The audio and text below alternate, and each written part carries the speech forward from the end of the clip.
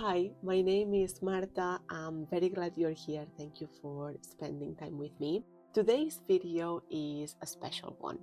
So it's been 1 month since I launched this channel, Cozy Journal Nook, and it feels very special and surreal in a way. It is also going to be the last video I post this year. There's going to be more content in the following year, but this is the last one of 2025. So I wanted to end the year doing something reflective and cozy, but also overall positive. I thought it would be fun to talk about the 5-star books I read in 2025. And the idea is kind of twofold. So first, it helps me understand my reading taste better, like what characteristics does a 5-star book have for me? And second, it helps you get to know me better as a reader. So we can see if we have similar tastes, and if we do, please leave recommendations on the comments for me. I'm even thinking about starting a little recommendation jar. I've seen different creators do that, and I think it's a great idea.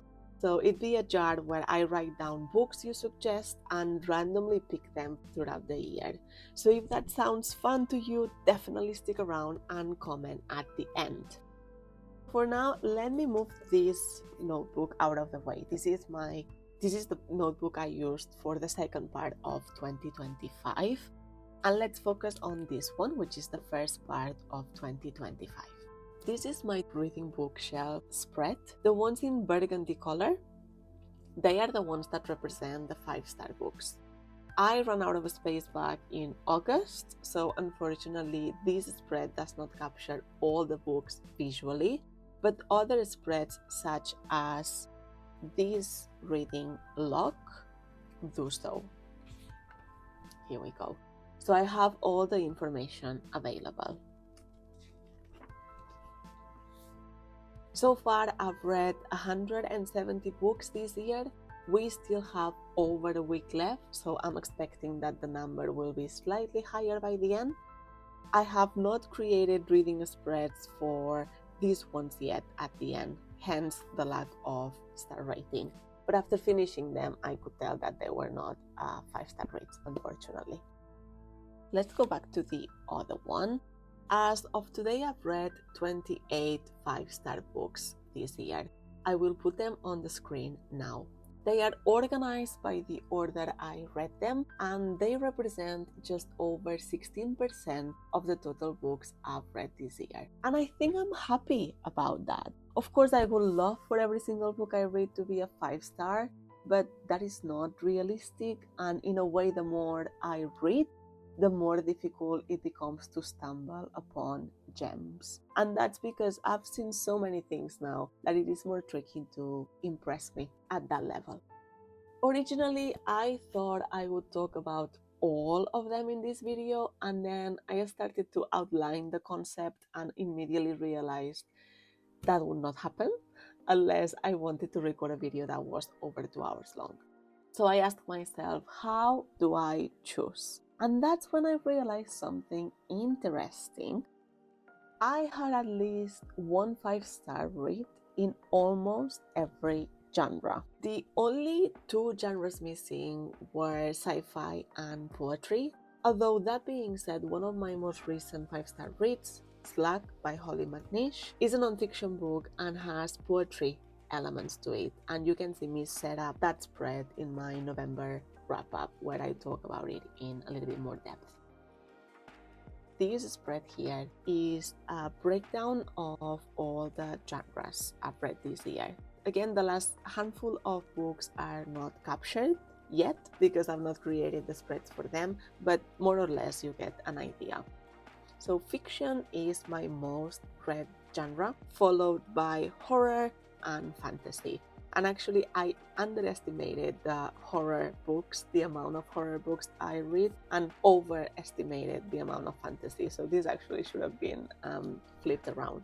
But yeah, fiction, horror, and then fantasy followed by romance. So in this video, I'm highlighting 10 books, and you can see them on the screen now. Each represents a different genre, and I think together they paint a really accurate picture of my reading taste. I'm gonna attempt a humble mixed media approach to this. So for each book, I'll be showing you my reading journal spreads, and also I created Pinterest mood boards for each book. And this was actually inspired by a comment one of you left on a previous video. So thank you so much for that. I have run with that idea.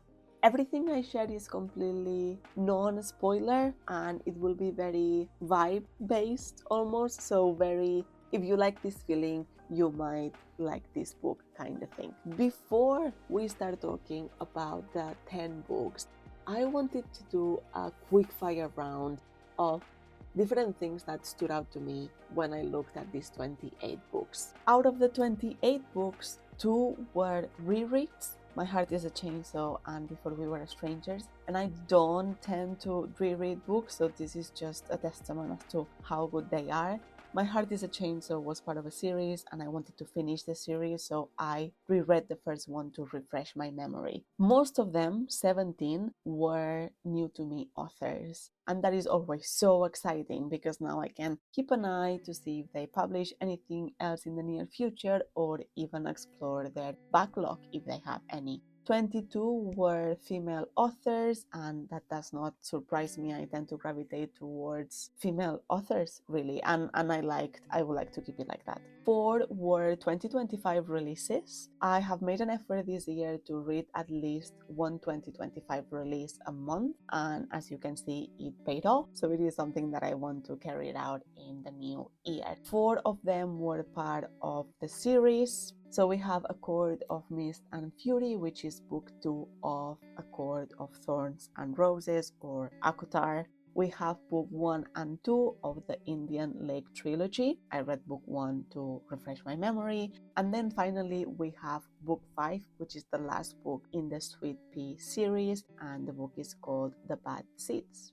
I wanted to shout out Charlotte McConaughey. She is the only author that is here twice, if we remove the fact that I reread book 1 of the Indian Lake trilogy, and she has quickly become one of my favorite authors. I can't wait to see what other books she comes up with. I am up to date with all of her novels, and they are all amazing. So again, she's one of my favorites. Now, going into the genres a little bit more specifically, the genre that has the more 5 stars is fiction. That makes sense, is the genre I read the most, so I gave 10 books 5 stars, and of course I do strongly recommend all of them. These are I Hope This Finds You Well, What Happened to Ruthie Ramirez, Ripe, Note on an Execution, Self-Portrait in Green, Migrations, Death Valley, Wild Dark Shore, Sorrow and Bliss, and My Friends by Frederick Backman, which is the one I will be highlighting. Fiction is followed by horror, as it will make sense again given my genre breakdown. So I read 5 5-star books in 2025 that fall within this category, this genre. 2 of them are part of the series, again, My Heart is a Chainsaw and Don't Fear the Reaper. But then we also have A Short Stay in Hell, This Is Where We Talk Things Out, which was a novella, and The Last House on Needless Street. Next up, we have fantasy books. Again, makes sense in terms of genre breakdown. I have 3 of them: A Court of Mist and Fury, which is part of the Akutar series, Bury Our Bones in the Midnight Soil, which is a 2025 release, and The Library at Mount Char.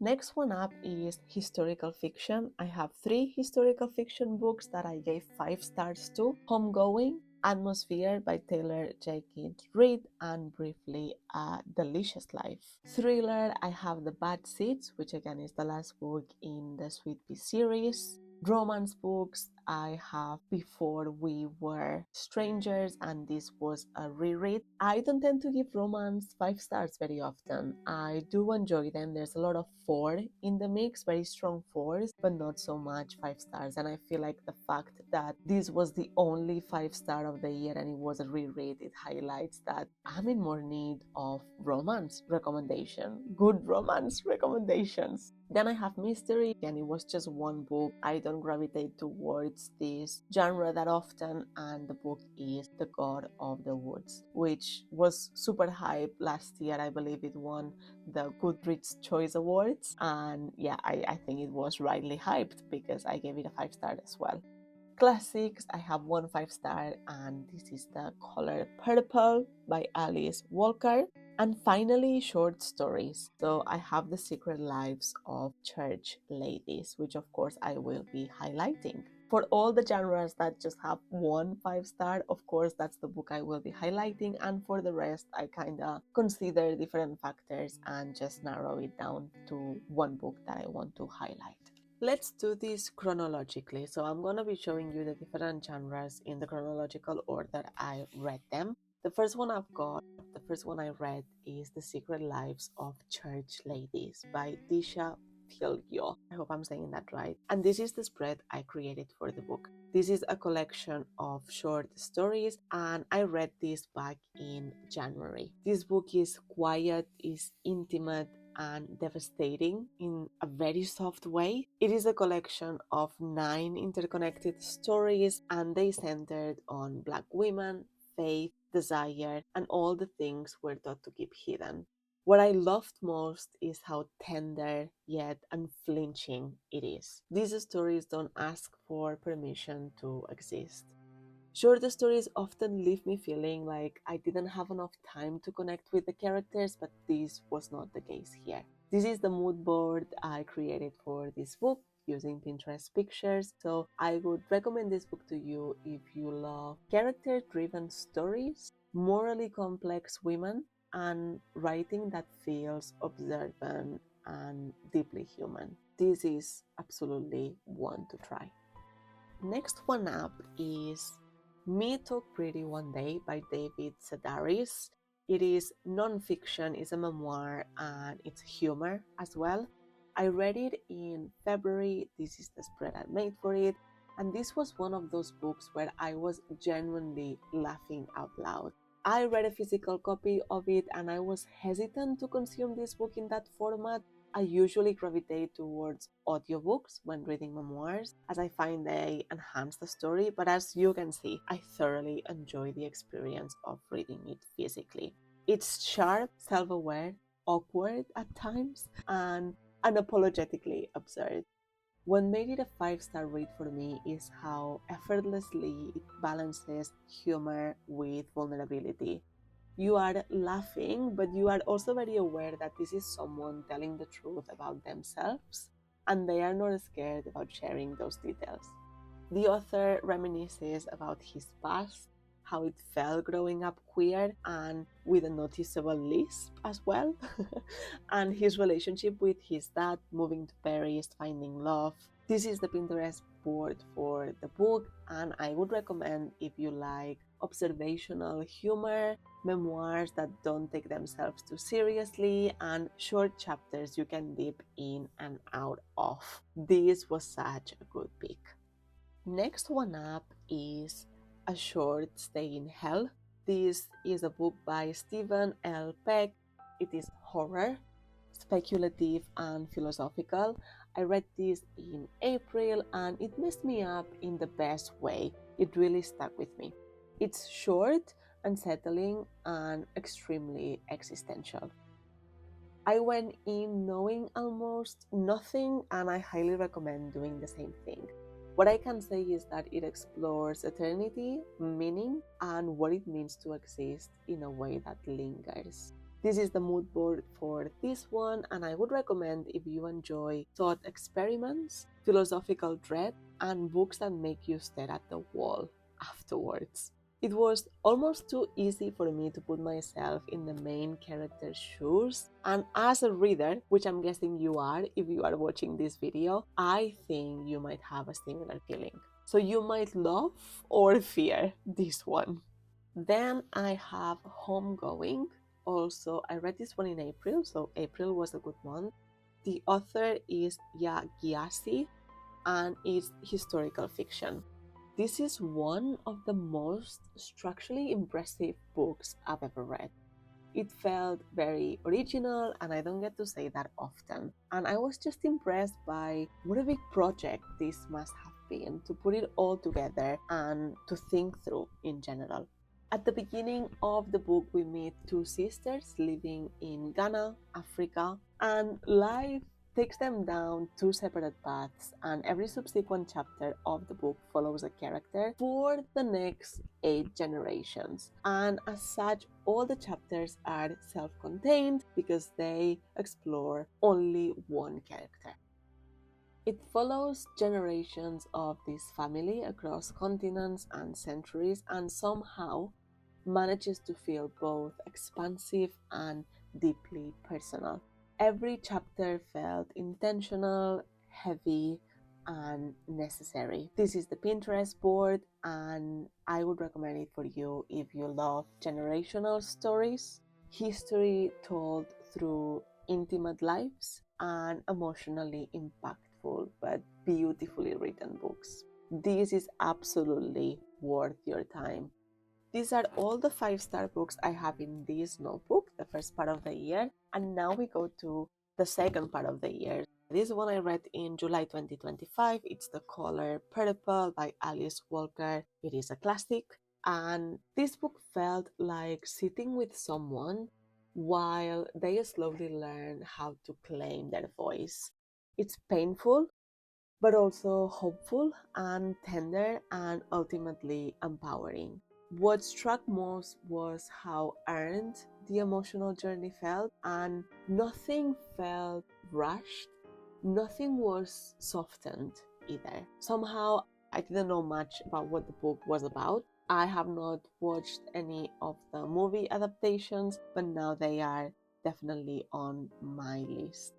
Here is the Pinterest board, and I would recommend for you to pick this one up if you like character-focused classics that don't read like classics. I just want to make it very clear, even though it is classified as a classic, it is extremely accessible. It is very easy to read, and I would also recommend if you like stories of resilience, transformation, and if you like books that are written through letters, because that's how this one is explained. I feel like this is a must-read book.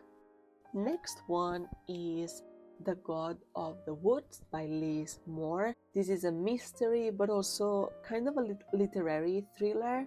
This was an August read for me, and it was honestly unputdownable. It has different POVs, and we follow 3 different timelines. It's atmospheric, unsettling, and deeply character-driven.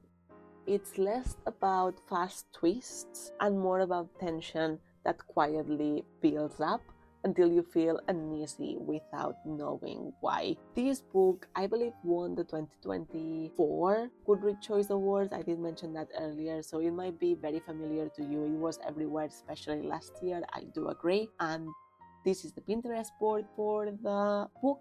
I would recommend it if you enjoy slow burn mysteries, forest settings, and secrets layered over time. If you enjoy that, this one is very much for you. Next one up is The Bad Seeds by C.J. Scurs. I also read that in August, so August was a good month, guys. And it is a thriller, but also dark comedy. This is the last book in the Sweet Pea series, is book 5. So instead of talking about this specific book and spoil you the series, I will talk about the Sweet Pea series as a whole and don't spoil anything. So this series is dark, is funny, is unhinged, and wildly readable. It follows a female main character who is deeply unreliable, morally questionable, and somehow still incredibly compelling. These books walk a really fine line between psychological thriller and dark comedy, and they do it very well in my opinion.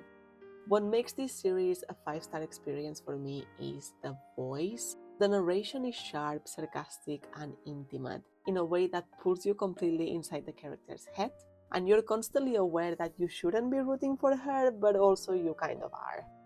I also really love how the series evolves over time. I do strongly recommend not just this last book, of course, but also the series as a whole. Each book raises the stakes, deepens the character work, and somehow manages to stay fresh without losing the core tone that makes it work. Here is the Pinterest board for the series. You will enjoy this series if you like morally grey or outright unhinged female protagonists, dark humor mixed with suspense, fast-paced, bingeable series, and books that make you uncomfortable and also entertained. So if you are someone who loves thrillers but wants something with a bit more personality and a lot more audacity, I'd say, this series is absolutely worth checking out. And I just want to say that I listened to it on audiobook, and if you can, I would recommend for you to consume the book in that format because it definitely enhanced my experience of the story. The narrator was just so good. It brought the main character Rhiannon to life in a way that reading it physically or in ebook would not have. So strongly recommend the audiobook for this one. Second to last is My Friends by Frederick Backman. This is a literary fiction, it's contemporary. I read it in September and it is the Goodreads winner for the reader's favorite fiction in 2025. So you have probably seen this one everywhere, and you know what? Rightly so. This book is quietly emotional in the way that Frederick Backman does best. And at its core, this story is about friendship, the kind that shapes you, that saves you, and that stays with you long after it changes form. It's about how the people you love become part of who you are, even when time and life pulls you in different directions. What made this 5-star read for me is the emotional layering. It's tender, and I think that's a theme that keeps coming in my 5-star, this tenderness. It's tender, it's nostalgic, and it's reflective without ever feeling heavy handed. And Bachman has this way of writing characters and stories that feels deeply human. They are flawed, kind, frustrating, and incredibly real. I've never read an author quite like him. He has a very special voice and his stories sneak up on you. He's one of my favorite authors, if you couldn't tell, and I will read absolutely anything he publishes. This is the mood board for this one, and I would recommend it if you love character-driven stories, found family, and long-term friendships, and books that are quietly emotional rather than dramatic. This one will probably sneak up on you, and it's the kind of book that makes you think about your own friendships. It's very reflective in a way. You think about who you were, who you are now, and the people who helped shape that journey. Oops, my bad. That was not the second to last. This is the second to last. Not sure what happened there. That's fine. So this is Bury Our Bones in the Midnight Soil by V.E. Schwab. You can see me set up this spread in one of my previous videos. I will link it in the cards above. And this is a fantasy slash gothic book that I read in November. And similarly to my friends, it is a Goodreads winner for the reader's favorite fantasy in 2025. So you might have seen it everywhere. I certainly voted for it because it does deserve all the attention. This was lush, dark, and atmospheric in exactly the way I love. It's gothic without being overdone, and emotional without being melodramatic, and very focused on obsession, identity, and longing. It has 3 POVs, they are all female, and it moves across settings and centuries. This is the mood board for this book, and I'd recommend if you love moody, immersive settings, morally grey characters, and stories that feel heavy and beautiful.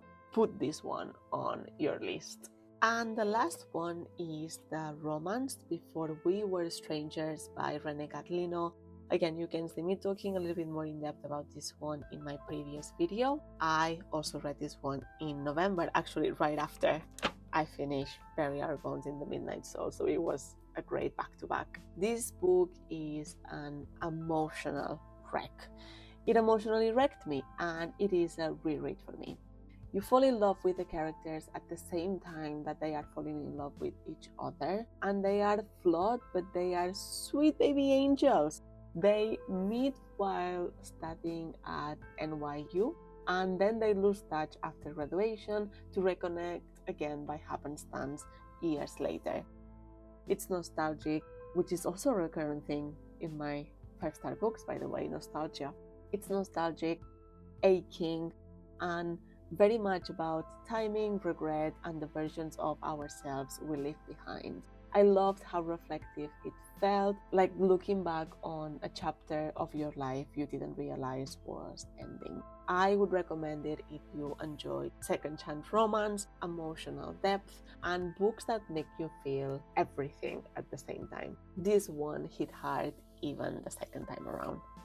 So those are 10 of my 5-star reads this year, each from a different genre. And honestly, I feel like together they capture pretty well the kind of reader I am. If you've read any of these books, please tell me your thoughts. And if you think, oh, based on this, you will love this book, please, please, please recommend it to me. I am very interested. I was serious about the recommendation jar idea. I want this channel to feel interactive and like we are building reading lists together. Thank you so much for being here, for watching, for commenting, for liking, for subscribing, and for making this first month of the channel feel so special. The next video will be my 2026 flip through, so stay tuned. I'll see you next year with more books, more thoughts, and probably more feeling. I hope you are having a good day. I hope you're taking care of yourself. And remember to be kind to yourself. Bye!